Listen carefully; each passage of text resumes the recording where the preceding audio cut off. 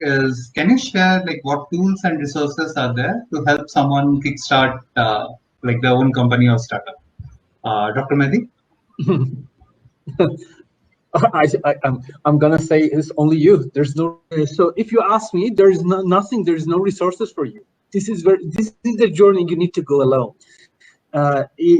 See, there are governmental funds, there are university funds, there are consultants outside, there are loads of people sitting out there, but none of them is really going to help you and pave the road for you. This is only you that you need to go on this circle.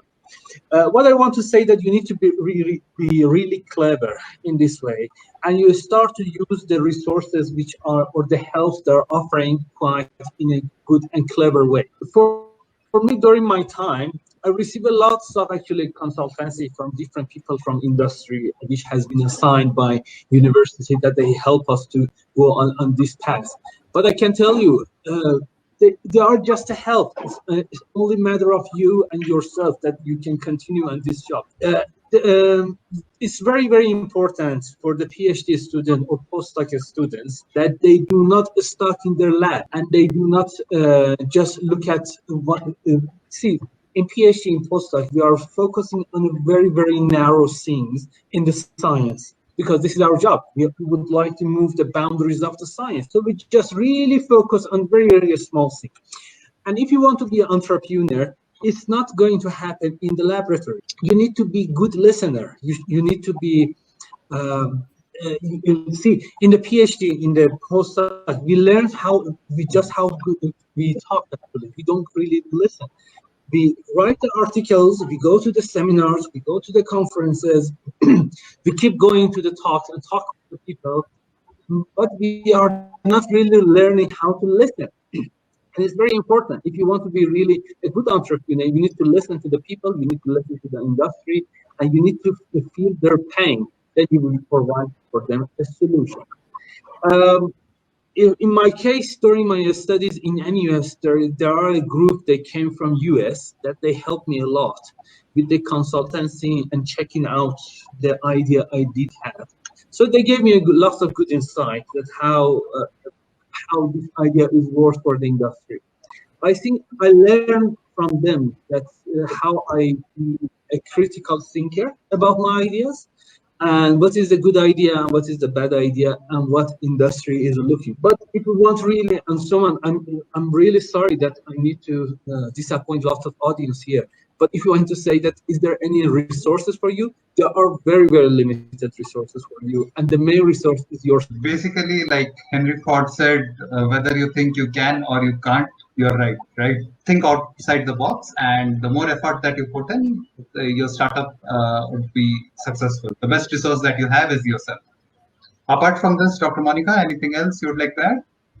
Yeah, so I would like, at least from my experience, because when I decided to start the entrepreneur journey, I really had just this vision that I want to do something on my own, and I was very sure about it, whether I get funding or not, because I did not raise funding from Entrepreneur First. We literally bootstrapped for 5 months, but that was like one vision. So of course, as Dr. Mehdi said, it's only you, but there are a lot of things that did help me, and there are a lot of good resources out there which basically teach you basics to begin with. For example, I was saying, for in terms of resources, like YC Startup School has really good resources out there. They have free videos, it's free and anyone can join. They have weekly updates. It's like the best, like mecca of startups, basically the best resources you can get, and they really teach you things which I missed out in my PhD or while working as a researcher, that how to basically validate things, how to look into things as an entrepreneur and not as a researcher, because that was for me, that was the biggest learning. And apart from that, like they start from very basics. What idea do you have? How many users have you? How many potential people have you talked to? Potential customers have you talked to? What were your learnings? And if you learned, because at the end the market is competitive, right? There might be 100 things out there, and if you actually, then they give a very good example. If you notice, like even if you go in India or Singapore, wherever, if there is one lane with all the grocery shops, it will be all the grocery shops, right? So theoretically that's more competitive. Why would you have so many but that's how it works. Like the market is big enough for all the people out there in the same space, but you have to see what is your unique advantage. So if you think about a grocery shops, they all have same things. It might be coming from all same brands, but it's about the user experience. What have they learned? What's the relation they have built? So there are so many things that they actually teach you, which I would never think about. So even once you validate your idea, you have, say if I have 5 hospitals, how do I make sure that they work with me and not any other potential competitor? So that's an entire journey. So customer relationship and everything, so they teach everything. So I would say that's pretty good resource which is free for use.